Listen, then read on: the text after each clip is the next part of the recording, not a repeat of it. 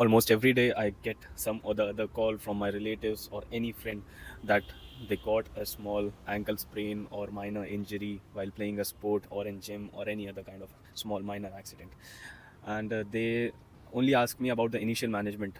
uh, what should they do, what should they do before reaching the hospital if needed.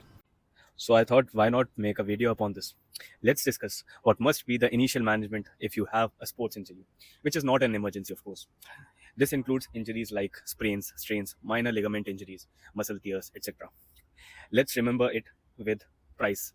People in India remember it with rice, but I'll tell you price because you might have to pay a bigger price if you don't follow these. First, you have to protect that area, which means any further injury or stress should be avoided in that area. If you have pain at that injured site, it's because of the receptors that got activated, and those activate the pain pathway to protect further damage by muscle inhibition and functional limitation. Also, reactive muscle spasm can occur, which has additional protective benefits.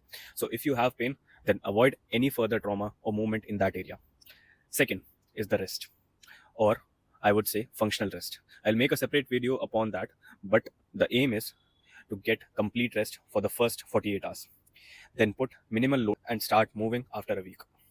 And then start putting complete load after around 2 weeks of injury. Third is ice.